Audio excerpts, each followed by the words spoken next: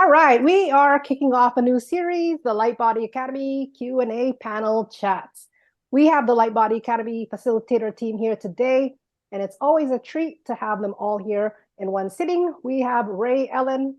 Put your hands up, Rae, our resident esoteric astrologer. We have Stacy Hernandez, our resident multidimensional energy tracker and spiritual coach. We have Laurel Leaman, our resident exo-species ambassador, and finally, our Christina Schwind, Lightbody Academy founder and consciousness acceleration expert. Tongue twister, acceleration expert. So they will be answering a few questions that some of you way showers may be asking yourself. So if you're curious about leading your life in a multi-dimensional way, you're watching the right video. So as the team tackles every question, feel free to comment below with your questions or experiences you've been having. Trust me, it will help everybody that will read it. So let's get started with our first question. All right, what is meant by people having different frequencies? And it's a common thing I hear everywhere. Oh, I don't like that person's energy. Oh, I don't like that person's frequency. It's too far apart. What does that mean? Who wants to answer first? I can jump in on that one. So frequency, also wavelength, stuff like this. I think it means different things at different times. When I hear people use it, in one way, when someone says, I really don't like their vibe, I don't jive with their frequency, I think what they're trying to describe is that they don't feel like they are a harmonic energy exchange between them and that other person. Like something just feels off, a record skips, or maybe you don't feel free to be in your fullness or free to speak freely as you truly are, stuff like this. And as multidimensionals, we're very, very sensitive. We may even, some of us embrace the label empath, which is the idea that we can feel other people's energies, other people's thought forms, emotions, right? And there's a lot of times when people are being really nice in their face, but behind the scenes, they're actually really harsh and judgy or are having reactions and stuff like this. And if they, and so we can interpret that as we're not a harmonic match, we're not a frequency match, right? So I think there's that kind of definition, but there's also, when you are inquiring about frequency, like someone, someone's at this kind of frequency versus that kind of frequency, some might say 4D versus 5D, stuff like this. I feel like this is about expansion of consciousness, the kind of space they hold themselves for what they are observing and that's in front of them. And some people who are very into who they think they are, I would say, most of their consciousness and awareness is in that 3D, 4D space, right? And it doesn't really go beyond that. But as multidimensionals, we're awake to the reality that we are an infinite being in a biosuit, and we have many, many, many lifetimes. So what we're interacting with didn't start here, and we have a field that our awareness occupies that's beyond time and space, that's more of that circular time. So for example, if you get really triggered by somebody cutting you off on the freeway and you happen to meet eyes with them while they're flipping you off, you're like, whoa, I know him from another life. He tripped up my chariot back in Rome or whatever. It's like we have a different narrative we're available to different narratives to give us a more expanded understanding of what's happening in front of us. And of course, there's nesting dolls of that. So once you wake up to the who you are beyond who you think you are, there's these other layers that are beyond that, even until you get even to the galactic perspective and cosmic perspective. And those of us who are embodying those frequencies, we're very different humans. We talk very differently. We're totally different value systems. You know what I mean? There's a real clear differentiation between how we focus and spend our time versus how the average human spends their time. And is it easy for us in our expanded state to spend time with the average humans? For me personally, I think that it's in small doses. So I can be, because I have an awareness and intent to be a benefit to others that I'm with, so I am in that position with my intention. So if I start to feel overloaded, then I'm practicing self-care now to distance myself so I can come back to myself if I'm starting to, really get bogged down. And when there's a lot of emotional charge, when there's a lot of heaviness, it's impacts us, right? And I know I'm sorry about to go in a different direction with that, but like Rae Ellen, we were just having this talk about the politics and the new narrative that's coming up, and like the people that are really heavy with it. But then when you look at it on another level, it's like, oh, what a perfect game. This is an amazing theater that's happening, right? But until we had that conversation, we're still in the experience of the heaviness, the duality of it, So maybe that's helpful. I don't know if you guys want to dovetail. For sure. This question is multidimensional. I wanted to tag in there and just add a little bit. I feel like from my experience in working with people that the frequencies can change, right? The frequency matches can change. Yeah. That you may be a match and your unique signatures, your unique frequencies connect, and then they stop, and then they don't anymore. And it's this constant flow of connecting and then not, so I just wanted to throw that piece in there too, because I feel like we're constantly changing and our frequencies are, but the ego mind can really keep us locked into a one way, right? One way of being, one way of connecting, one way of expressing. And so I just wanted to throw that in as well.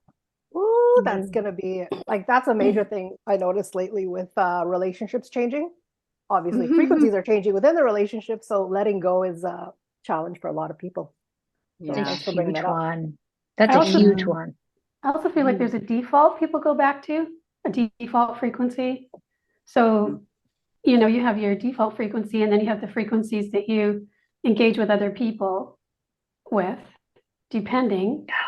Wow. And also, I also feel like it depends on how much you're in your body, Yes, and also what your value system is. I mean, there's a lot to it. There's just so many different facets to it. But I feel like we've given it a good rounding off. Yep. Yeah. Well, oh, sorry, Rae, go ahead, chime in.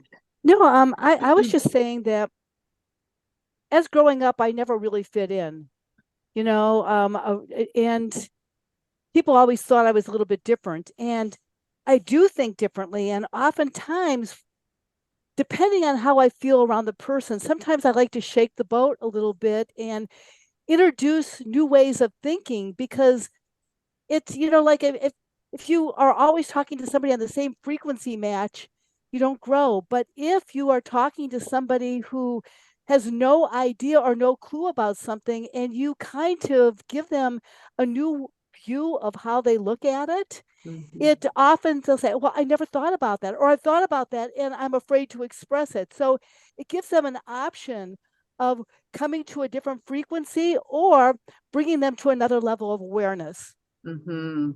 Yeah, that's an excellent point. I think that is, part of how we serve humanity, is that we can introduce new thoughts, new ways of looking at things when people are ready. And even when they're not. I mean, I think there's times when we've said something that's really jarred somebody, but we couldn't help but not point it out, there's that kind of thing. But this, going back to Stacy's point about we're at different frequencies at different times, I think this is really important piece to keep in mind, so we can maybe it's easier to stay in a place of compassion for ourselves and other people, because there's times when the circumstances are just so perfect that it brings people into a wonderful connection and harmony, and maybe that's at a location or event or something that's not always the baseline, right? And then everybody goes back to their lives, and if they get back together again, that space might not be there anymore, and then we might get a little attached about that. I think it's I think just having this peace of mind that this is a constant fluid moving thing can help us accept things a little bit easier if they're different. Like, say there's somebody you met and it was such a beautiful meeting, and then you meet again, it's not the same. I think about this also in like intention, right? That we may have, like, we may be in an intentional frequency for the moment, right? It may be we share the intentional frequency of that class. I think about my life outside of, let's say, the energy work, which involves children, right? Or going to the school, or having this intention where I have to gather with a group of people who are not my people, but the intention is we're all there for our children, or whatever it may be, you know, or a work environment. We have a common intentional frequency that we're in that may not be our normal frequency, but we're in an intentional space around it. Yeah, that's aligned with your value system, and there's an important reason to be there. So it's like holding yourself accountable for the undercurrent of why you're there. This may not be my fullness, but it's important that I'm here because ... That's it. I love that point, Stacy. Thank you. I do. That's a big one. I'm sorry, that's landing. I'm just hearing this for the first time. Yeah. It's landing with me like, yes, that's accountability on a major level. Absolutely. Well, it's all through what you said. It made me think about that. And I think about, like, again, I wouldn't necessarily have that intention, that connection with a person like that. But because we have a shared common piece, it holds a beautiful frequency, a space in place for that. And how do you come from that? You stay in your truth, right? While being in that intentional frequency. Yeah. That's the work, right? Yeah. Well, understanding you're there for a reason and staying focused on that reason, I imagine, you know. Yeah. You know, my kids are grown, so I'm not in those positions as often as you are, Stacy. And it's really, it's important. It feels like it's important for us to be in places like that so we can shake up the frequencies for new ideas or for some kind of opening that wouldn't normally be there, like a new potential, another level kind of a potential for change. I guess I'm saying that just to encourage people to step out of their comfort zone and keep engaging. Just be clear on your intent. Frequency match doesn't mean that anybody's wrong necessarily. It just means that they're in a position that they're in.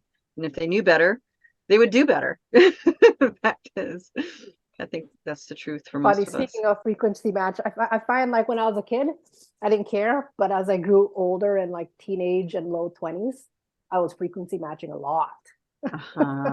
Were you frequency matching for you to feel like they belong, or you belong, or for them to feel like they belong with you?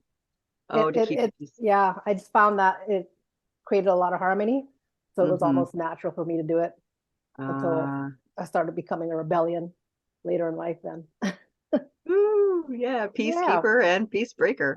Exactly. All right, so before we move on, sorry, go ahead. Before we move on. Sorry, we're going to ramble on these topics because they're fascinating. But you brought up this amazing point about frequency matching, right? I love how you brought that as a term because it makes me think about how are we walking in our daily lives and where are we trying to match someone else's frequency while not being in our own, and what is it an intentional frequency, right? Where there's a mission, there's a purpose. So how are we doing this in our daily lives? And with Christina bringing up the fact that putting ourselves in situations where we're frequency connecting, right? We're in situations that we wouldn't normally do is important. I also see it as a way of healing our own wounding. Because when I go in those situations, I automatically guards up. I'm ready to go. These are not my people. Okay, I'm going to frequency match on their frequency. But then, but what I go into is my own wounding when I'm trying to frequency match when it's not. You know what I'm saying? And I've healed so much by bringing myself into those spaces and doing the work. Okay, I'm uncomfortable right now. Why am I feel this way? Where's this coming from? Blah, blah, blah. So this frequency matching is what a brilliant concept to bring up that we get to really tune in when we're in those spaces to see even our relationships. When are we really matching? And when are we really in our authenticity and our frequency? And, all those things. Yeah. I also feel like as empaths, I mean, that's a whole other thing where you frequency match to cope, you try to frequency match other people to handle situations and how you're feeling. And it's pretty epidemic among empaths, especially when you're younger, I think. Yeah. Well, a lot of times that's how they got to become empaths, is that they had to as a survival mechanism in their family life, Absolutely. Rae, did you want to jump in on that? Okay. Well, yeah. Talking about family life, it's very interesting because my frequency has always been different from my family. And sometimes they'll agree with me, and other times, you know, they'll disagree with me. And then other times they encourage me to bring in my perspective, because it kind of shakes everything up. It's almost like, well, Rae Ellen always thinks of it differently. What do you think? And they're kind of like waiting for me to jump in and give that new perspective to shake things up a little bit. But then they'll also correct me if they're not ready for it. So there's two sides of the situation. Yeah. They wait for it, like, let's watch and see what she's going to do. What is she going to say? Yeah. You know, and then other hands like, you know, Rae Ellen, we don't want to hear this right now. You know, so at least they're open to even hearing it. Yeah, that's true. Yeah, that shows growth. But you're speaking to the point that I had in my mind, and also dovetails on what Stacy was talking about, and that is that that wounding piece, you know, because I can imagine, Rae Ellen, in the past, maybe that was a rejection experience. Yes. Right. And then for them to change their tune, I think it's a great indication of your own personal healing. And it also takes us closer to, this is something I've deepened inside of myself more this past couple of weeks, is that I may not be, I mean, at a very different rhythm than everybody, a lot of people, but there's a very solid purpose on why I'm here. It's like, there is a very solid reason on why my infinite self is incarnated right now in a physical body. And it's so important that I show up. So, you know, get over my crap and show up. Because when I do, things happen. Yes. Yeah. And I think that's just a torch of courage to everybody. You know, I mean, you guys have it, but it's just everybody listening, that, you know, there's a reason why you're different. There's absolutely a reason why your frequency is so juxtaposed to so many, but it's not because, you know, you're different and that wounding of being separate or victim or exiled or lonely or anything. It's more about your frequency has a harmonic place. There's a heart call, there's a spirit call for why you are there. It's up to you to find it. It's up to you to find that reason and let that be your bedrock, you know, for your intention of showing up. So are you saying then, if you're holding that, I call that our vision, right? Like if I'm holding my vision, which I know is my sole purpose, the vision for being here, and I have different visions for different things. But if I'm holding that, that's my coping mechanism, right? Because no matter what environment I'm going in, I'm holding that truth. And that then means I'm here for this. And so that connection, that frequency matching, that connecting with others, I'm not wavering my truth because I'm holding that vision, you know, with everything I do. So that's a beautiful way to cope. And it's beyond the word cope, but it's a beautiful way to be. Let's use the word be in every situation, rather than going to the wounding and how we've coped in the past, right? Putting our shields up, doing our guards, whatever, feeling rejected, all those sort of things, that as a way of coping to feel safe, right? Now, if we're holding that space of our vision, we are then holding that space. And I feel that's authenticity right there, right? That's like, I know I'm here because I have a mission with humanity. And if I'm going into this uncomfortable situation, no matter what, I'm here to show up with my vision, here to show up. And that may look uncomfortable, and I get to feel and I get to go through whatever comes up for me. This just feels really like, I don't know, the word, I feel like you just opened a really big door for people to see, like, you're holding a different space when you go through life in the way that you brought this forward. Yes. And on that note, the show is over. No, I'm just how do we even beat this question? So would you say, like, the terms frequency, vibration, energy, are they the exact same thing? It's well, no, I mean, I guess there's some differences. What do you guys think? How would you differentiate those? So energy is unseen, but it's a life force moving, right? The frequency is the rate at which it's moving. Okay. Okay. Though doesn't frequency have to do with light? And, so, light at a higher level, or Right. even So we have sound at a higher, yeah. So yes, exactly. Oh, So then sorry, I is thought you were going to keep going on that. no. so So then is vibration the like the sound or the light? It's the yes, modality or the method, Yeah. the So when you vibration. yeah, so when you have like the tone la, yeah, exactly. that's moving at like this kind of rate, and so they've even associated that with the color red, right? And then if you go a little bit higher, va, right, and now that's moving a little quicker, and it's Yeah. associated with the color orange. You see, so it's like light when it's like, I don't want to say pure, because what does that mean? That's all relative. But when like white light has all the frequencies within it. But when you spectrum that out, you have different wavelengths that create colors, and that's where you get the colors of the rainbow. So Go that probably ahead. brings us back to the indigo children, because they have a particular frequency. Indigo is a high level of frequency, so to Yes. speak. And that's why they're coming in, because they're bringing a different frequency. We're all energy, but they're bringing that particular frequency. Yes, which equals a level of consciousness. Yeah. And they go ahead. I was going to say, isn't the frequency just riding on the vibration? It's like you have a vibration and the frequency is transmitted through that vibration. So I don't feel like frequency and vibration are the same thing, is what I'm trying to say.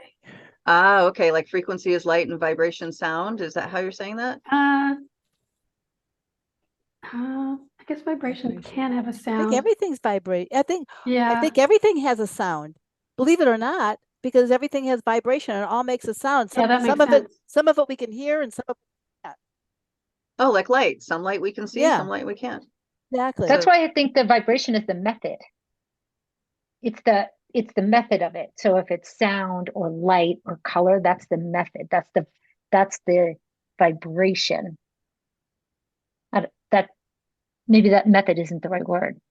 Yeah, I'm trying to think of what you're trying to say with the word method. Movement or it's the action? It's the action. Okay. It's the action of. Is that where you're going with it, Laurel? Yeah, the frequency, the vibration seems like the action to me. And the frequency is what is because of the vibration or the action. Oh, so if you think about that size, sense. yeah, I'm thinking that gives me the image of the seismatic machine, where they put a vibration on the plate. The vibration on the plate is a sound, and it organizes the all the sands into a geometry, and that's a frequency. Like that. Is that? Yeah, and the frequency is what's created from that. That's what it seems like to me anyway. Okay. It feels like the vibration and frequency aren't the same thing. Okay. Okay, that's good to know, because I always used it interchangeably, but I imagine well, I think chunking it down, I think people probably do, but I'm just saying chunking it down, maybe that's not actually true. Mm-hmm. Well, I mean, I think with every situation, it's all those things at once. So you can accurately call one thing those things, because they're all that at once. Right. Yeah. Yes. You know? Well, everything is energy. Yeah, granted, this is an intuitive perspective. We're not scientists, but it's we're sure not. What is the ratio for this right. exact 152 hertz? So speaking of the frequency, so it's all changing right now, because we are apparently going through transition into 5D. So this is another big one, another big rabbit hole, because what is 5D? What are the common signs that we are there? If we are there, is it a state of being? Is it a physical place? Sorry, this is gonna be all good. Actually, that's a big mouthful right there. I'll let you guys go first, and then I'll come in and summate if I can. God, I don't even know if I can answer that. Yeah, succinctly. How do you answer that succinctly? Because that's like an hour long presentation. I go into a feeling of it, right? Like, so that's where I go. I try to go into not anything I've read before, but just into the feeling of tuning into what resonates with me around 5D. And I think about going beyond the 4D collective and being in a space that feels heart-based, love-based, and also harmonized, more in harmony, more of a way that it collects energy that then comes down into the earth. So that's what I think of when I tune into 5D. Like it feels softer. Yes. Yeah. So I know this is a common word, you know, it's maybe be overused, but I'm with Stacy with the heart base, but I think it has to do with truth and authenticity. You know, and I know authenticity is like a catch-all word right now, like being authentic or whatever it is, but I think it's heart-based through your highest truth. And that's how I would say, where you're not working with your programs or what you think you should do or whatever you should do. You're coming from a very deep space within yourself where it's your truth, but it's heart-based. And you know, maybe there's more to say to that than. Well, I hear a lot in what you're saying with that. Okay.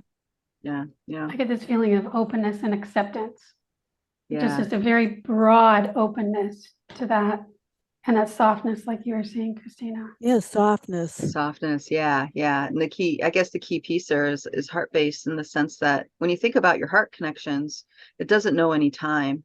It's like you had, say, there's a relationship you had and there was a really deep heart connection. 20 years can go by and you can see them again and you can pick up right where you left off. Yes. You know, because there's a timelessness in the heart space, and there is a absence of, I guess what you were talking about, that programming, you know, the reasons why things aren't, the critiquing of things isn't there. It's just that deep acceptance of what is.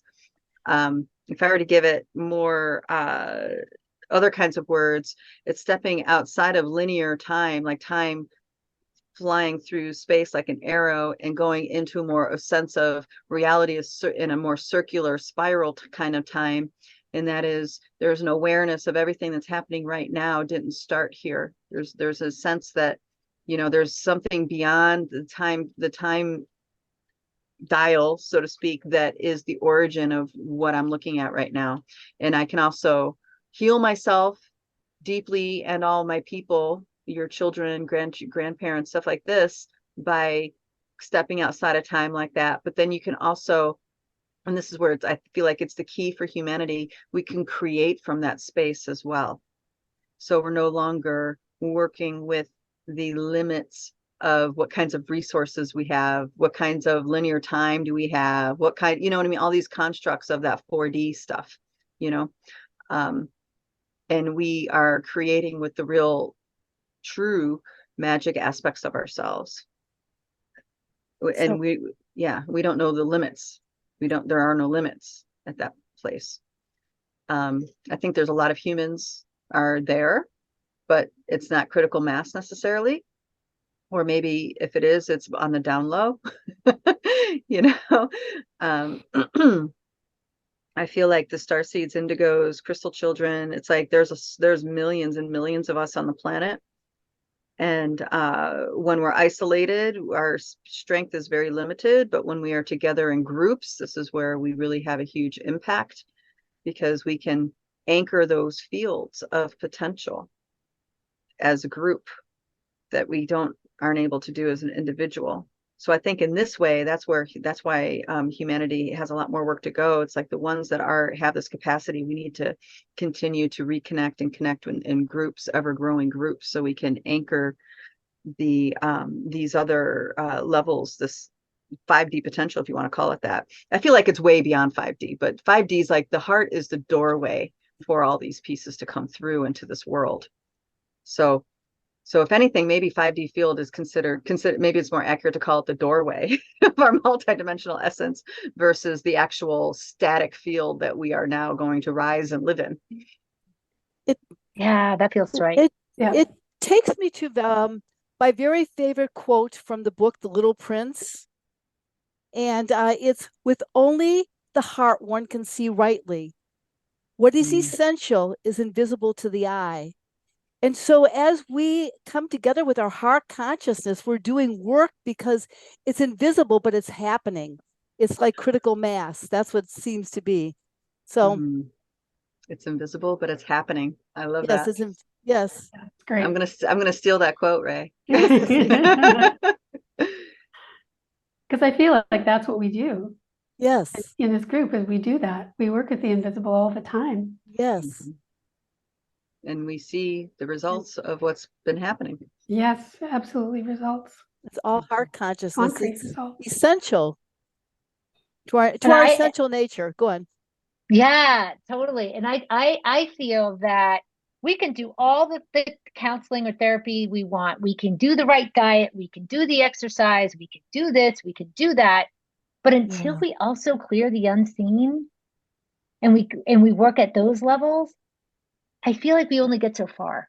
Yeah. You know, and it's such a holistic piece that as we are moving into this new paradigm or the 5D gateway or doorway or whatever we want to call this, it's about going to those levels.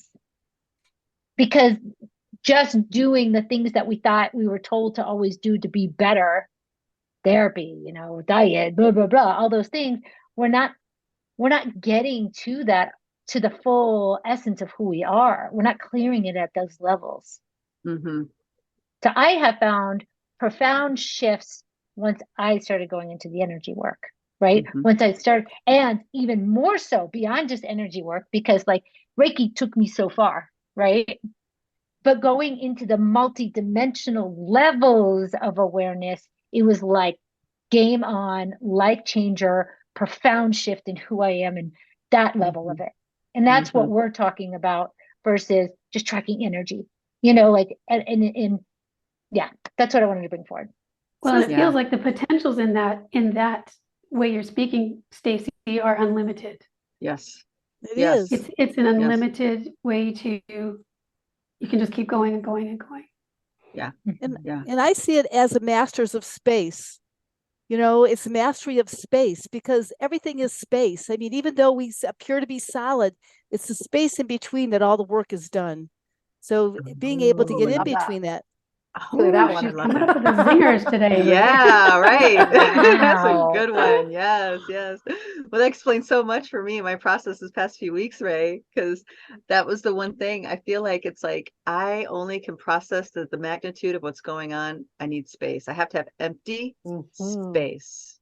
That's what yeah. So you just put your finger right on that. Thank you. Isn't that what the ancients taught us? I mean, I've been a student of yoga for almost 20 something years, and we learn about the space between, right? You hold in those places, you connect in those places. I'm sure Laurel Buddhism has a similar kind of philosophies around that. So that concept is beautiful and a reminder of the teachings that are older, right? Those teachings that are ancient that are coming back full circle for us.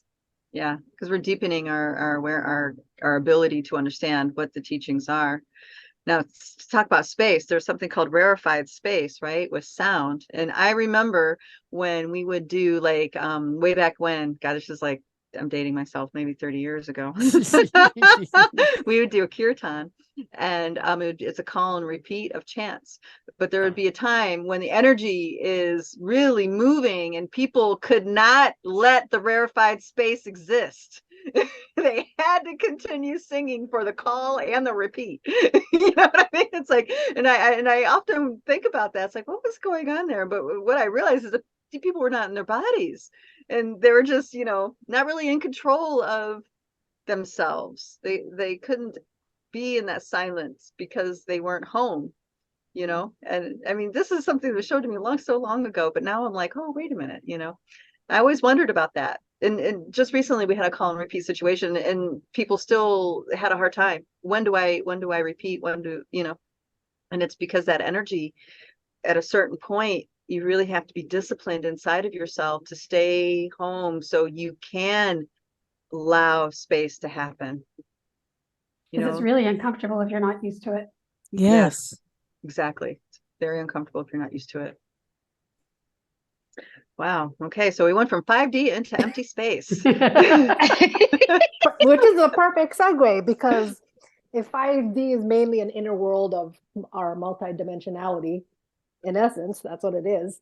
And Stacy, you brought up that part of the journey, which is awesome, because now I'm gonna ask, what are the top things that affect people stepping into their multidimensionality?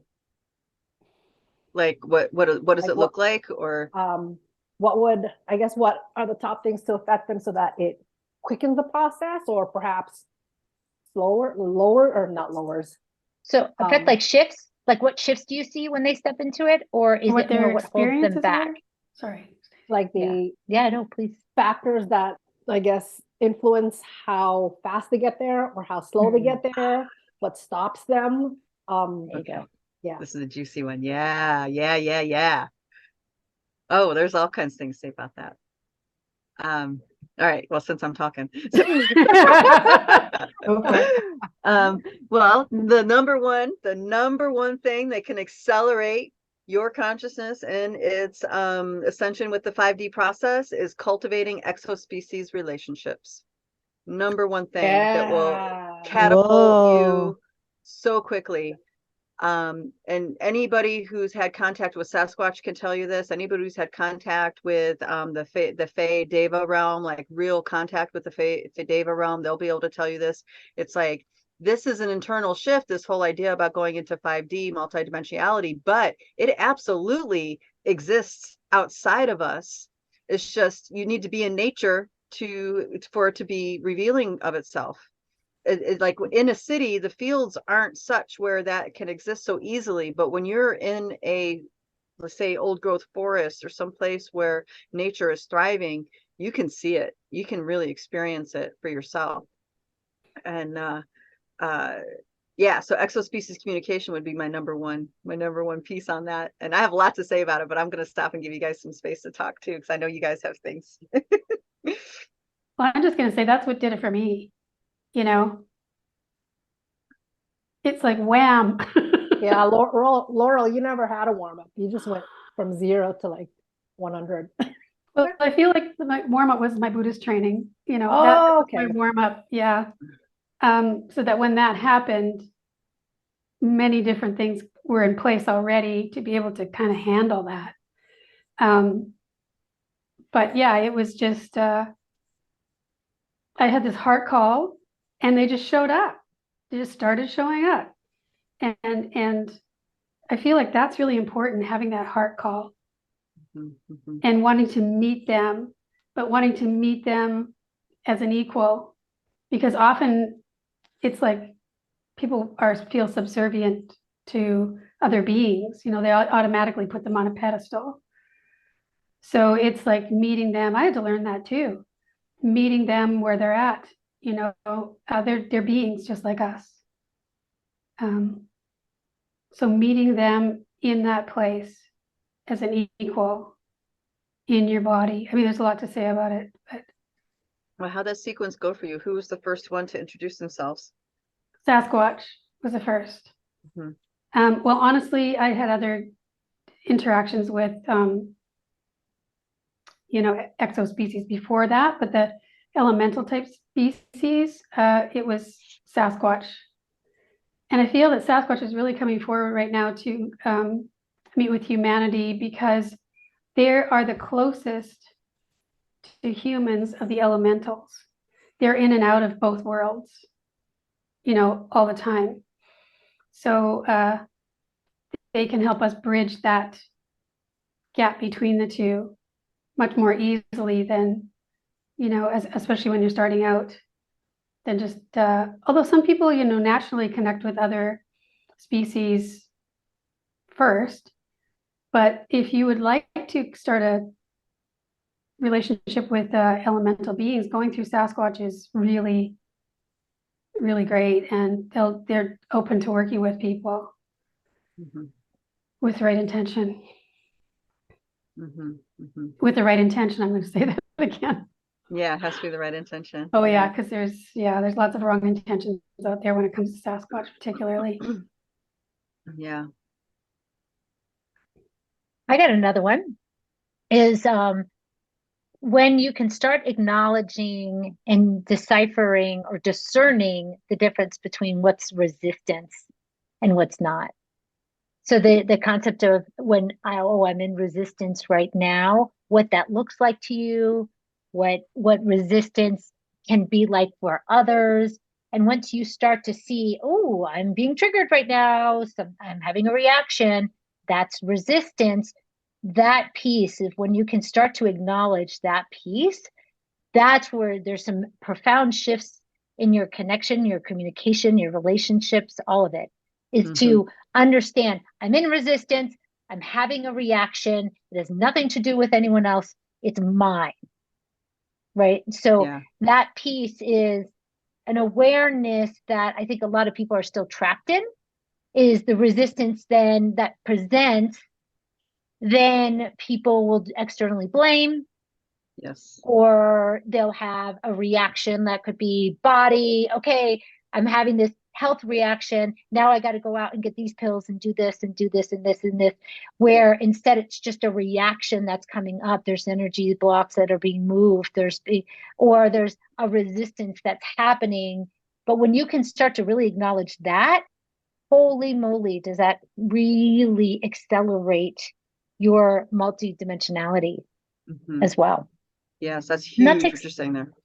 Yeah. And it takes time to understand that. It takes a lot of, for me, it takes it originally took focus to catch myself in those places. And it took mindset work to really get there in noticing, okay, right now there's resistance that's presenting. The other day when I was working with a client, what kept on coming up was there was this massive resistance. And we had to just sit and hold space to allow it to come through. And the gift it gave to her is there was nothing that needed to be done.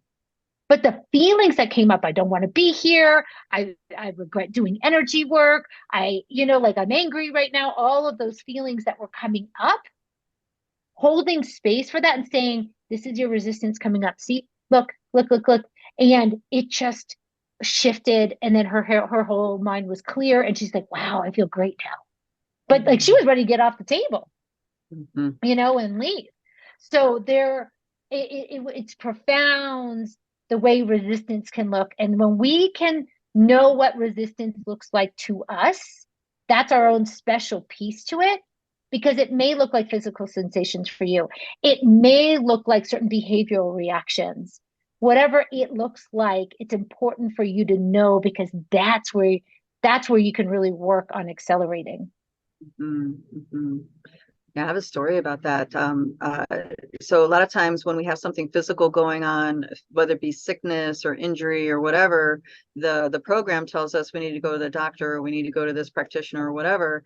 One time I felt like I had a terrible flu. I mean, it was so bad, and I had to go walk the dog, and it was cold and rainy, and I was just like, and I get together to go walk the dog, and I have my jacket and my hood on, and I just felt like walking death, walking her.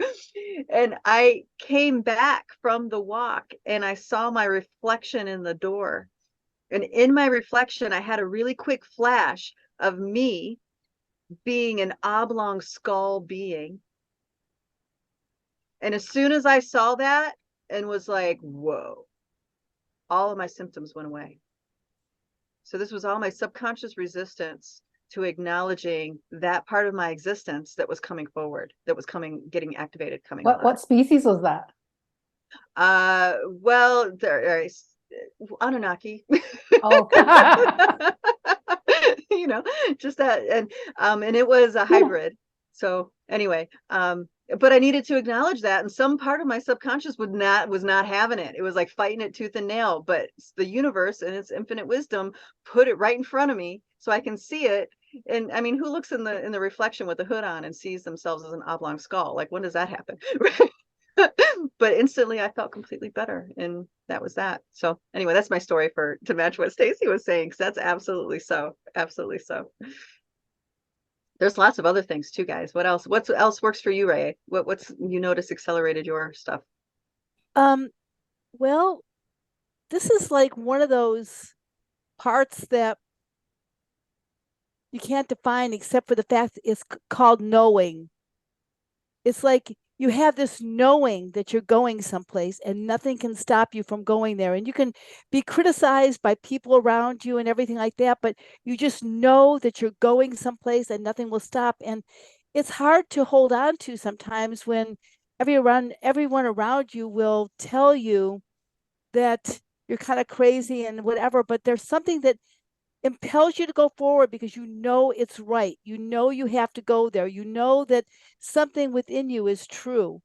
And it's like it's so undefinable, but this is like the inner knowings. For instance, when I was a young child, I knew that I was here for a purpose. And I didn't know what that was. I couldn't define it. I couldn't talk about it. I just know that, and that's knowing has kind of pushed me along throughout my life. So that I can add. Following your truth. Following your truth.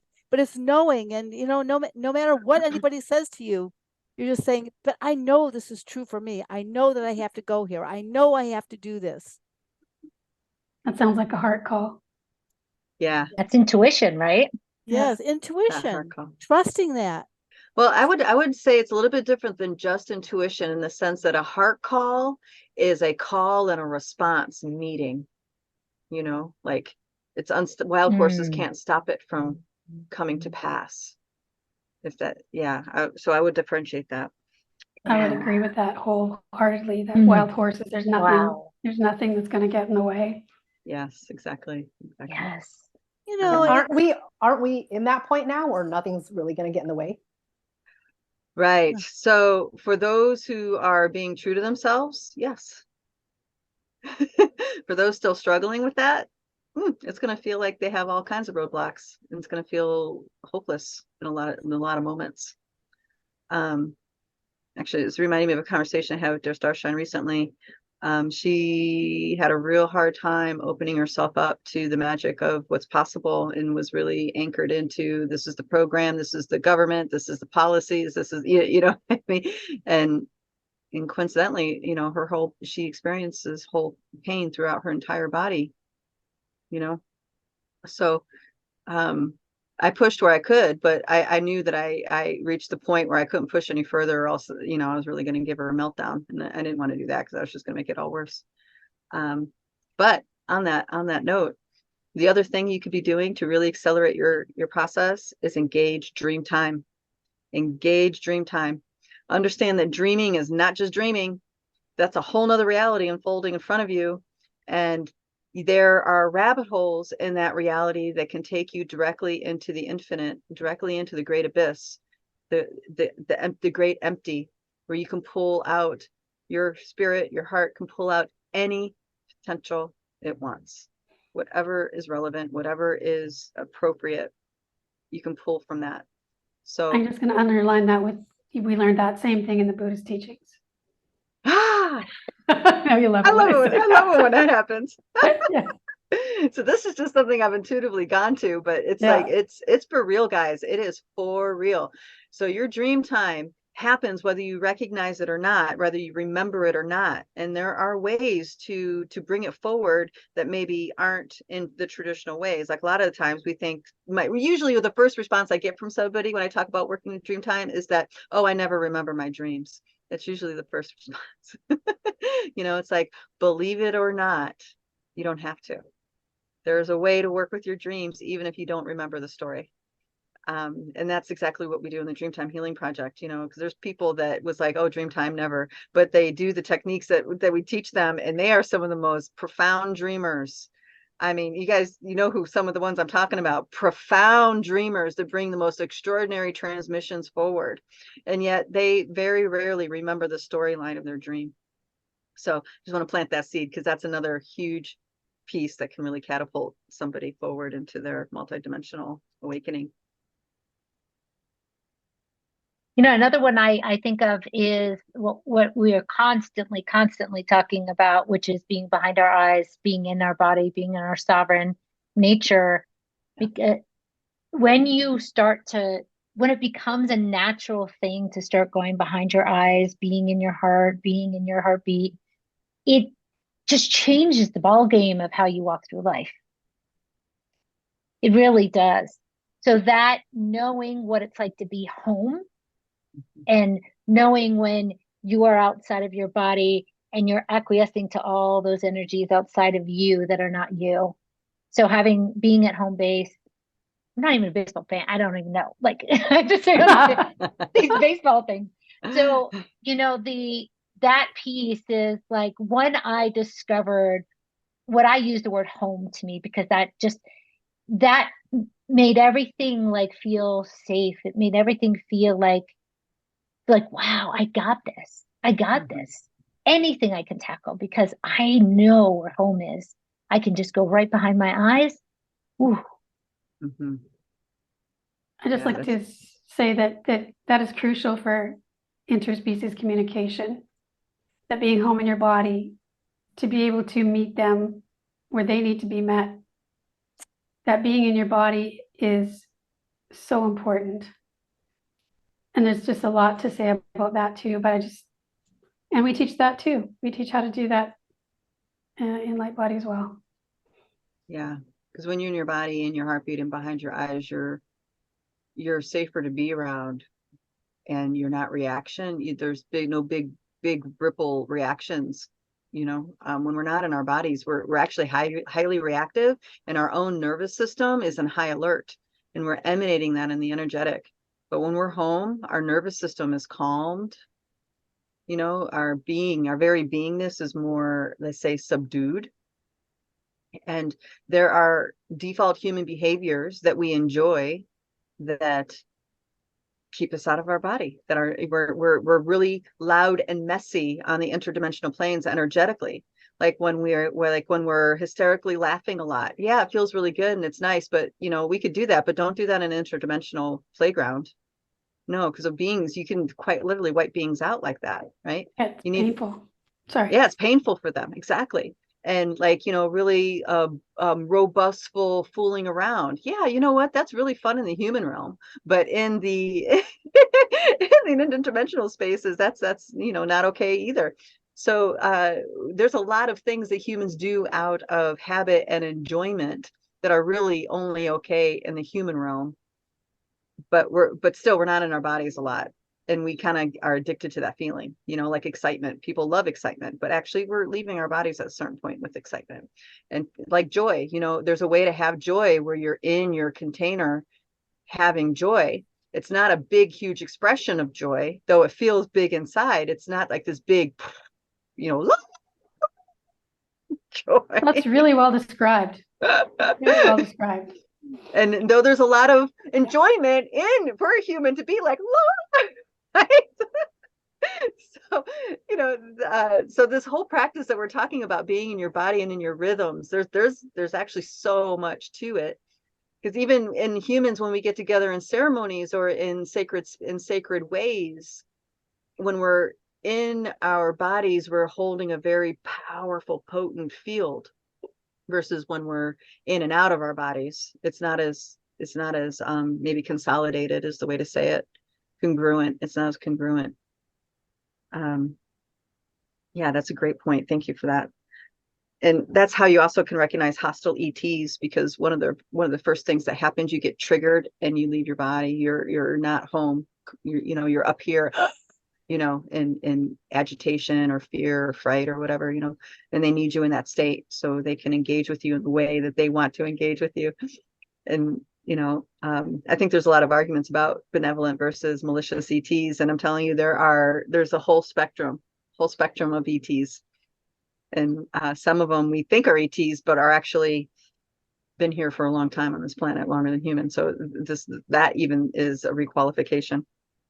But when you're in your body, you can be in connection with that inner knowing, like what Rae Ellen's talking about. Your knowing will help you navigate in a much stronger way.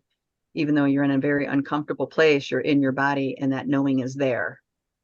Versus when you're uncomfortable and you're not in your body, the knowing's not there. It's your mind is like, oh. Yeah, you can't be in touch with it. Right. Exactly. Wow, that the extraterrestrials, that's gonna be a whole separate show in itself because there's a lot to cover there. Indeed. But with the multidimensional journey, how does the timeline jumping play into that?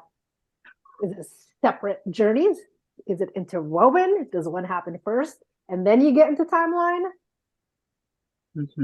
What's the factors involved in that? What is timeline jumping? Is it a separate, again, the same question with multidimensional or 5D? Is it a separate space or is it an inside space or yeah. Well, I think this goes back into the whole awakening through these different fields, 4D, 5D. Timeline, the wording timeline is coming because more people have access to the idea that there's multiple timeline potentials. Like multiverse? Well, more than multiverse. It's more of like, all right, this moment in time, I have choices, and these choices are going to lead me down different momentum tunnels of time. That is a concept that was not available to humanity even 20 years ago, not most of humanity. Now it's like people, that's like a catchword because the collective now can allow that kind of awareness. Okay, but remember timelines, that's going through time like an arrow. That's still a 4D field. Does that make sense how I'm saying that? So when you are opening to your multidimensional self, the heart 5D being the gateway, there is no set timeline in the sense of I'm on this timeline and I'm flying through it like I'm on a jet airplane. No, instead, you are in the Apache helicopter that can go forward and backwards and up and down, and you are traversing many timelines all at once, cultivating your experience and your potentials. This makes sense. So once you're past the canopy, once you're past the 4D field and your awareness and that 5D field, heart field is more and more available to you. It's all about time is irrelevant. Timelines are irrelevant. It's all about the here and now and what's right in the here and now. What's my truth in the here and now? And then there's a next here and now. And then there's a next here and now. You see what I mean? And you can create timelines with your imagination, with your dream time. Absolutely. But then you have to do the work to be on that timeline. Which still requires you to be really present in the here and now. So either way, you're present in the here and now. Starting off point, guys. Starting off point. I still remember one of your lunchtime chats, and a guy was explaining how he was timeline jumping, and he said, you remember buying a brand of cereal, I think? Do you remember that story? And then the next day he woke up and it wasn't there. It was a different brand. Yeah. Yeah. It's fascinating. Yeah. Yeah. Well, I think you guys have this happen. Like you swear something happened, but then you check in with the folks around you and it never happened. Yeah. Isn't that a trip? And I'm experiencing this with my husband and I. Like we swear someone flushed the toilet, but they did it. You know what I mean? Like that sort of thing. Like we're in those timelines where we flush the toilet, but then it's happening jointly. It's fascinating to watch because this happens over and over and over again right now. And we both swear, we know that we did it. And then it's just a whole different like experience after that. And yeah, so I have never experienced that with another until probably the last month or two, where it just keeps on happening over and over again for us. Yeah. Well, I love it when we can share the experience because now it's not just you. Yes. It's really helpful. Is it similar to deja vu? For me, deja vu is more of like your soul benchmarking events on your trajectory. That's for me. I mean, you guys might have a different take on the deja vu experience. Yeah, that's what it feels like to me. Yeah. It's just like that. Yeah. Yeah, it's a good description. But when I'm going through it, when I'm going through it, something comes up, whether it's a program or a belief system or something that wants to get cleared. There's always, for me, that benchmark also means, okay, there's something in it. So there's something that's why it feels like a benchmark because, all right, why is this presenting? There's something here for me. to tune into. Pay attention to, yeah. Yeah. Something. Take notice. Yeah. I feel the same way. I remember one time I had a deja vu of a deja vu. Yes, I know that. Wow. Is that a trip? That's so Yes. Oh my God. In my case, it was way back when I was still dating. I was dating my current husband, and I was walking from the living room into the kitchen, and I was saying something to him, and I can't remember what he was doing in the kitchen. But as I was saying what I was saying to him, all of a sudden we were living in this house. It was totally different decorations and everything, which we eventually did do. And I had an awareness that we had 2 kids, and the carpet was blue, and it was like just a flash. Everything was so different. It was like I was saying the same words, but I was in the future saying those same words. And so that happened, and I was like, whoa, deja vu, right? But then fast forward a couple of years, I'm in the exact same thing, doing the exact same thing, realizing, holy crap, I had a deja vu of this 2 years ago. It was really, really a mind trip. And back then I was working a lot. I was introduced and new to working with the Pleiadians. So they were like really, really in my field a lot for that period of time. And I also stopped working in the mundane world. I left the corporate world. So I had the fields were well cultivated, let's say, where I could have that flexibility in my brain and my awareness. But that was probably the clearest one of my life, was those 2. The deja vu of a deja vu. I also find I get deja vus of, like, I'll have a dream and then I'll see it in real life. Yes. Mm-hmm. Like, I don't know if you call that a deja vu, but Like a premonition. you'll recognize, like, there'll be a place in a dream, like a city or a block or something, and all of a sudden it'll just show up where you are. Yeah, that sort of thing. And to me, that's a deja vu, but maybe you'd call it something else. Yeah, I guess we need to invent dialogue for this, or some terms. That's to describe these fascinating. things. How That happens about a lot. do you ever get deja vus of past lives? Is that a thing? Yeah, well, I guess that touches on what Laurel is saying. I don't know if we qualified as deja vu, but there are times when I know I was here before in a different form. I was definitely here in a different form.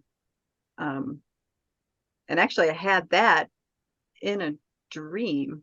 So it's like I experienced the frequency in this life, or just recently, a couple weeks ago, or not even, maybe less than a week ago, I experienced the frequency, and I was like, whoa, I remember this.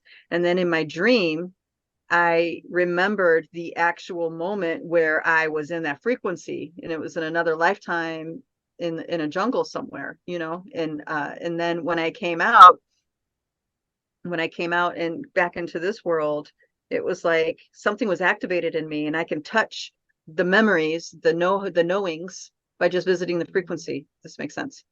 So that's not necessarily deja vu, or maybe it is, I don't know. We need to come up with another term. We're back to that. We need to come up with another term. Which brings me to that question. How do you know you've met someone from a past life or soul family? That's a good question. That's a great question. Wow. For me, it's just like going back to what Rae Ellen keeps on saying, is the knowing. The knowing. I have learned to really understand the data sets that present, and I'm able to tune in to know, like, yes, hello, friend. Yes, and hello, knowing. there's just that knowing. But from working with different clients, some see, like, they have a visual and they know. There's the visual of, yes, this is, they may have some, may have some, we all work with someone who gets the intuitive hits she gets are physical sensations. And now with those physical sensations, she's starting to track into what the physical sensation means for her. This means this. When my hip hurts, it means this. When my eye hurts, it means this, or whatever it is, right? So it's just like knowing the communication that comes up for you, and you just, there's a knowing. But the data set presents differently for all different people. The intuitive hit comes in differently. So that's where, for me, that's what I've noticed. And then working with clients and seeing how they get those data sets. Yeah. I can say when I'm not paying close attention, it's a knowing, but if I really spend time to open the field and look at it, I can go to the kinds of lifetimes they were. I recently met someone, a gentleman that it was like instant recognition. And we just called it harmony. Oh, well, there's a lot of the very easy harmonic going on here, right? But then when we would sit in ceremony or sit in something, with a different kind of fields of awareness around us, it's like we could see other lifetimes and the roles that we played. And then we got into the actual roles that we played. There was things going on in the Amun cult of Egypt. There were things going on in the Atlantean agenda, and then you know what I mean. It was like there was these pivotal moments where we were in each other's lives. But for me to recall on that level, I need to sit and have an intention to open the fields. When it's just like an everyday exchange, like I'm at the grocery store or maybe a client comes forward, it's just a knowing, a sense of familiarity. It's on that level, that surface. That's how the data sets work for me. For me,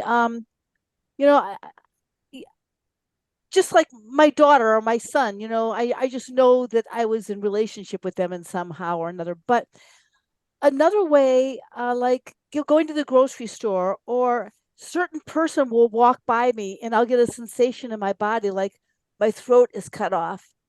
It will bring just their presence or their frequency will have me remember something that's going on in my body. So it's like, and I don't even know that person, but I know that I had a relationship with them because of certain, and it's more of a negative thing, but I'll have like a terrible upset stomach when they walk by. I'll just know that it's something from the past life. It's a remembering of some kind. Or a certain smell will bring it up. Smells powerful. Yeah. Yes. Well, Rae, I'm going to put you on the spot here since you were talking. What role does astrology play in your soul family in your past life? Because there's soul origins. We all have soul origins, and you've been helping the Lightbody or students get clarity on their soul origins. Well, what we are doing right now in Lightbody is we are getting in touch with our starseed origin. And starseed. Yes, starseed. So I can't really tell you about, I'm sure you can compare charts and you can have similarities and all that kind of stuff. But right now we are getting in touch with going to parts of our chart where we can find out how we are related to different like the Pleiadians or the Syrians or the Lion people or the reptilian people or whatever it is. So just certain aspects in your chart are indicating or indicators that we have a particular DNA pattern within ourselves. And knowing that DNA pattern gives us insight of how we are creating on the plane that we're working on right now, or how we're interacting with people around us, or understanding how people are interacting with us. So I don't know if that's an answer to your question. Yeah, it's a good question anyways for people to get interested so they can dig deeper and where their starseed origin is, because that's really important in getting more clarity on past life. And getting in touch with that now is opening up parts and dimensions within ourselves that we have long forgotten. They're awakening within our physical body so that we can have talents that we have long forgotten. Or, or we can have powers that are long forgotten and it's activated within us, and we can start, helping those qualities grow in a different way. Mm-hmm. Oh, I love that. Love that. I would dovetail on that. The accumulation of these starseed origin integration starts bringing on abilities such as your connection and cultivation of consciousness within the Merlin collective, or with the Emerald Order, or with the with certain dragon clans, you know. So it's like reassembling something that came in fragmented, and you're bringing it all together and reintegrating it, reunifying and reintegrating it. Some might call it restoring templates, you know. Yes. Yeah. And it's through the astrology that you've tracked back into that. Go ahead, Stacy. I know since we've been doing the starseed origin pieces, I know for me, once I got that information and I started tuning into particular ones, I will tell you, there's been pieces of me that I know, like, that I couldn't just like get a grasp.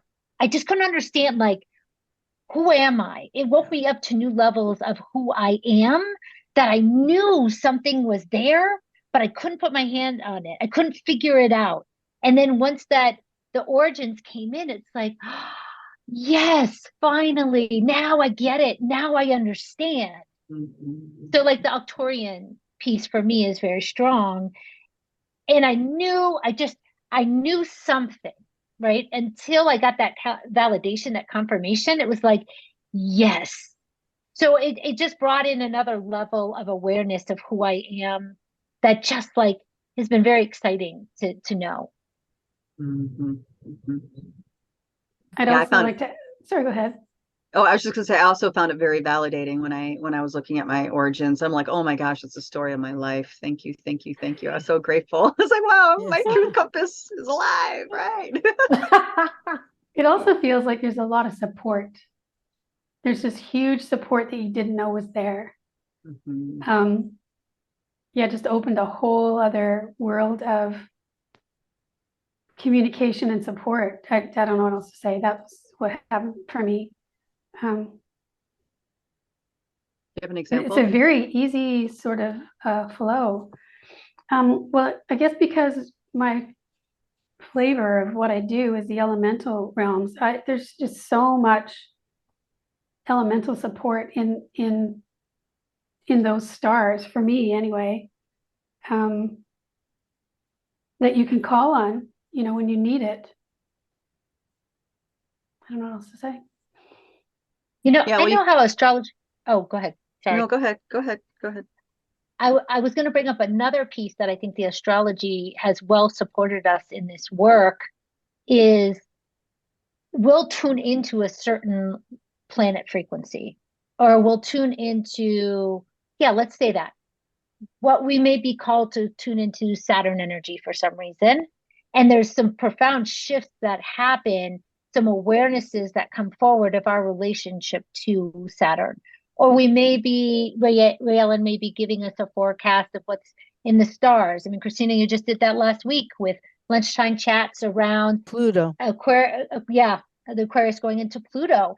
And knowing that and bringing forth that awareness also helps us to understand what we're going through. And it's been well supported. Yeah. Understanding can help. Well, understanding helps our human condition for sure. The part that really is a drag for a lot of multidimensionals on their journey is that the understanding doesn't happen till after the fact. After the choice had to be made and action had to be taken, then the understanding, the more macro understanding comes.